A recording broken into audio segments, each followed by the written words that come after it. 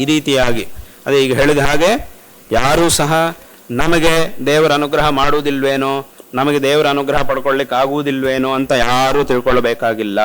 ಎಲ್ಲರಿಗೂ ಸಹ ದೇವರು ಖಂಡಿತವಾಗಿಯೂ ಅನುಗ್ರಹ ಮಾಡ್ತಾನೆ. ಎಲ್ಲರೂ ಅವರವರಿಗೆ ಸಾಧ್ಯವಾದ ರೀತಿಯಲ್ಲಿ ದೇವರ ಸೇವೆಯನ್ನು ಮಾಡಿದರೆ, ದೇವರ ಪ್ರಾರ್ಥನೆಯನ್ನು ಮಾಡಿದರೆ ದೇವರು ಎಲ್ಲರಿಗೂ ಸಹ ಅನುಗ್ರಹ ಮಾಡೇ ಮಾಡ್ತಾನೆ.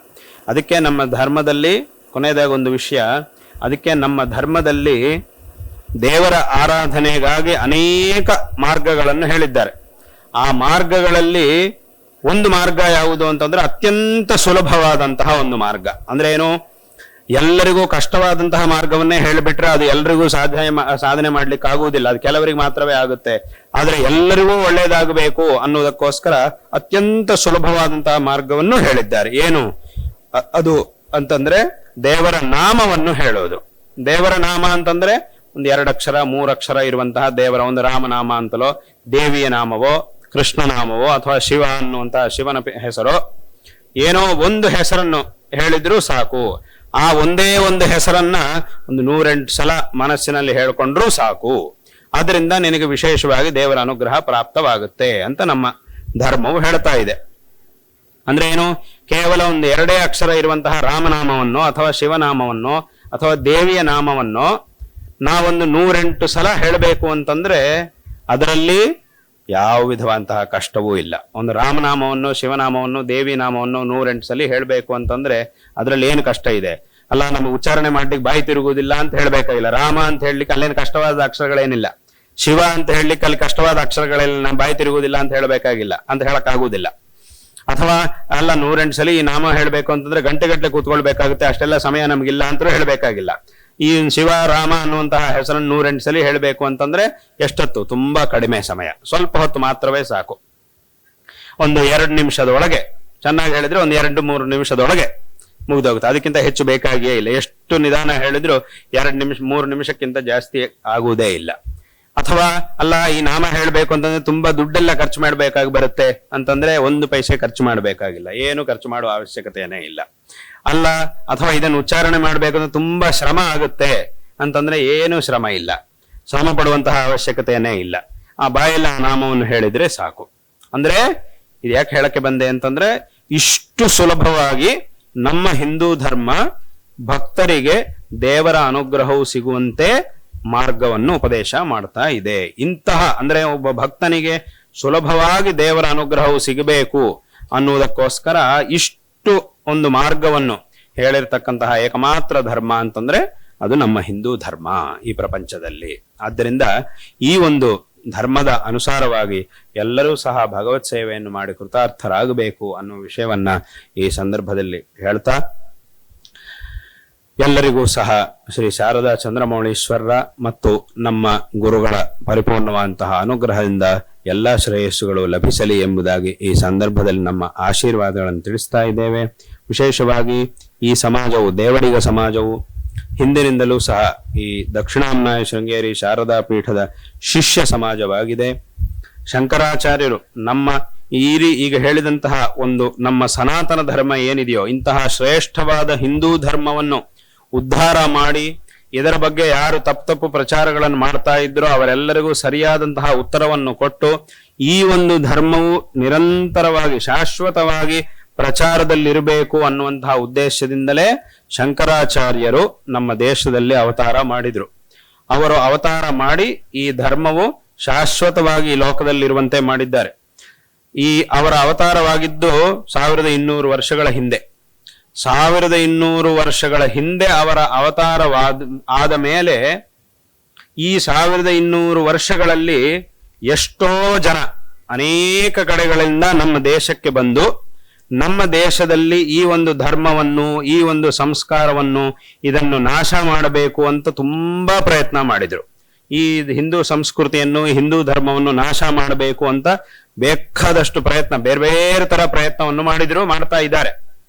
ಅಷ್ಟೆಲ್ಲ ಪ್ರಯತ್ನಗಳು ಆದರೂ ಸಹ ಇವತ್ತಿಗೂ ಈ ಒಂದು ಧರ್ಮವನ್ನು ಆಚರಣೆ ಮಾಡತಕ್ಕಂಥವರು, ಈ ಧರ್ಮದ ಅನುಯಾಯಿಗಳಾಗಿರ್ತಕ್ಕಂಥವರು ಈ ದೇಶದಲ್ಲಿ ಇಷ್ಟು ಜನ ಇದ್ದಾರೆ, ಇಷ್ಟು ಸಂಖ್ಯೆಯಲ್ಲಿ ಇದ್ದಾರೆ ಅಂತಂದ್ರೆ ಪ್ರಾಯ ಈ ಧರ್ಮದ ಮೇಲೆ, ಈ ಧರ್ಮವನ್ನು ನಾಶ ಮಾಡಬೇಕು ಅನ್ನೋದಕ್ಕೋಸ್ಕರ ಎಷ್ಟು ಎಷ್ಟು ಆಕ್ರಮಣಗಳು, ಎಷ್ಟು ಪ್ರಯತ್ನಗಳಾಗಿವೆಯೋ ಅಷ್ಟು ಪ್ರಯತ್ನಗಳು ಈ ಪ್ರಪಂಚದಲ್ಲಿ ಬೇರೆ ಯಾವುದರ ಮೇಲೂ ಆಗಲಿಲ್ಲ. ಅಷ್ಟು ಆಕ್ರಮಣಗಳು ಬೇರೆ ಎಲ್ಲೂ ಆಗಲಿಲ್ಲ, ಅಷ್ಟು ಆಗಿದೆ ಇದರ ಮೇಲೆ. ಆದರೂ ಇಷ್ಟು ದೃಢವಾಗಿ ಇವತ್ತಿಗೂ ಸಹ ಈ ಒಂದು ಧರ್ಮವು ಇದೆ, ಆಚರಣೆಯಲ್ಲಿದೆ ಅಂತಂದ್ರೆ ಅದಕ್ಕೆ ಕಾರಣ ಯಾರು ಅಂತಂದ್ರೆ ಶಂಕರಾಚಾರ್ಯರು.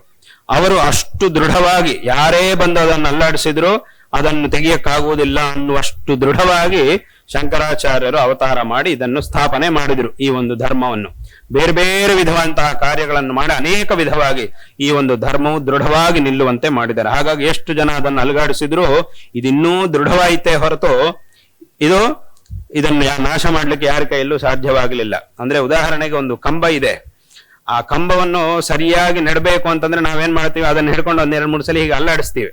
ಹಾಗೆ ಅಲ್ಲಾಡಿಸಿದಷ್ಟು ಅದಿನ್ನೂ ಒಳಗೆ ಹೋಗುತ್ತೆ. ಮೊದಲು ಸುಮ್ಮನೆ ಹೀಗೆ ಇಡುವುದು, ಆಮೇಲೆ ಸರಿಯಾಗಿ ಕೂತಿದೆಯಾ ಇಲ್ವಾ ಅಂತ 1-2 ಸಲ ಹೀಗೆ ಅಲ್ಲಾಡಿಸಿ ನೋಡ್ತೀವಿ. ನೋಡಿದಾಗ ಏನಾಗುತ್ತೆ ಅಂದ್ರೆ ಆವಾಗ ಇನ್ನೂ ಸ್ವಲ್ಪ ಒಳಗೆ ಹೋಗುತ್ತೆ. ಮತ್ತೆ ಸ್ವಲ್ಪ ಹೀಗೆ ಹೀಗೆ ಮಾಡಿ ಇನ್ನೂ ಒಳಗೆ ಸ್ಥಾಪನೆ ಮಾಡ್ತೀವಿ. ಹೀಗೆ ಇದನ್ನು ಎಷ್ಟು ಸಲ ಅಲ್ಲಾಡಿಸಿದ್ರು ಸಹ ಇಷ್ಟು ದೃಢವಾಯಿತೇ ಹೊರತು ಇದನ್ನ ಯಾರು ನಾಶ ಮಾಡಲಿಕ್ಕೆ ಸಾಧ್ಯವಾಗಲಿಲ್ಲ. ಅಂದ್ರೆ ಇದು ಅಷ್ಟು ಶ್ರೇಷ್ಠವಾದಂತಹ ಧರ್ಮ.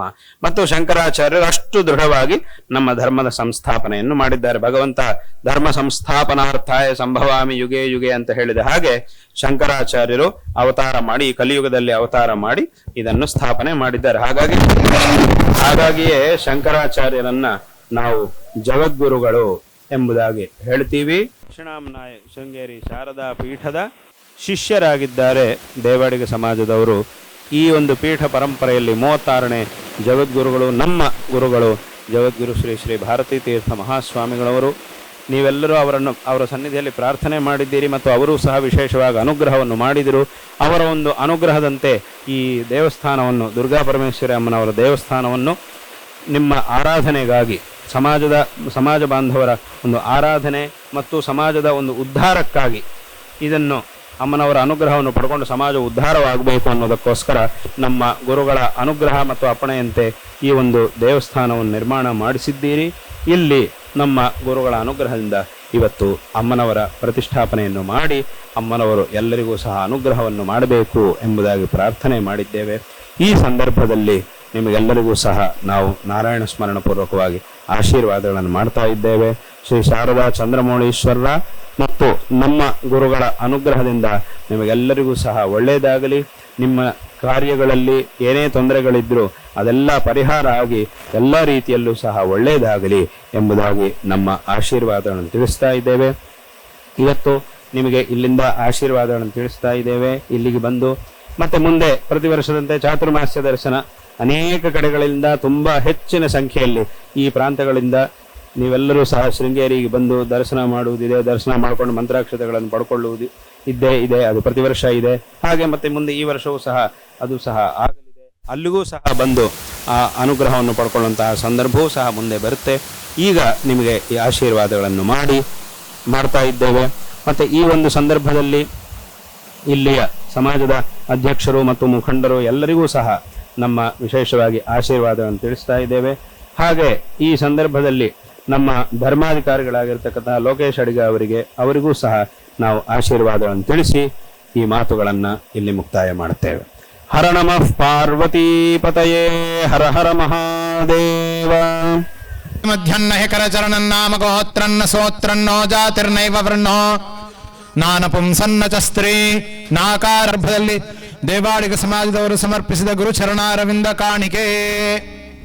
ಉತ್ತರ ಕನ್ನಡ ಜಿಲ್ಲೆಯ ಭಟ್ಕಳ ತಾಲೂಕಿನ ದೇವಾಡಿಗ ಸಮಾಜದಿಂದ ಆಯೋಜಿಸಿದ್ದ ತಾಯಿ ದುರ್ಗಾ ಪರಮೇಶ್ವರಿಯ ದೇವಸ್ಥಾನದ ಉದ್ಘಾಟನೆಗೆ ಆಗಮಿಸಿದ ಶ್ರೀಗಳು ಕೆಲ ಸಮಯ ಅಲ್ಲಿಯೇ ತಂಗಿದರು. ನಂತರ ಶ್ರೀಗಳು ವಿಶ್ರಾಂತಿ ಪಡೆದು ಮತ್ತೊಮ್ಮೆ ಭಕ್ತರಿಗೆ ನಮ್ಮ ಪೂರ್ವಜರು ಮಹಾತ್ಮರು ನಮಗೆ ಬಿಟ್ಟು ಹೋಗಿದ್ದಂತಹ ಮಹಾಪುರುಷರ ಮಾತಿಗೆ ಎಷ್ಟು ಬೆಲೆಯುಂಟು, ಅವರ ಮಾತುಗಳು ನಮ್ಮ ಬದುಕಿಗೆ, ಜೀವನಕ್ಕೆ ಎಷ್ಟು ಅರ್ಥಗರ್ಭಿತವಾಗಿರುತ್ತದೆ, ಎಷ್ಟು ಅರ್ಥವನ್ನ ನೀಡುತ್ತದೆ ಎಂಬುದರ ಕುರಿತಾಗಿ ಮಹತ್ವಪೂರ್ಣವಾದ ಅನುಗ್ರಹ ಭಾಷಣವನ್ನು ನೀಡಿದರು. ನಂತರ ನೆರೆದಿದ್ದ ಸರ್ವ ಭಕ್ತರನ್ನು ಅನುಗ್ರಹಿಸಿದರು.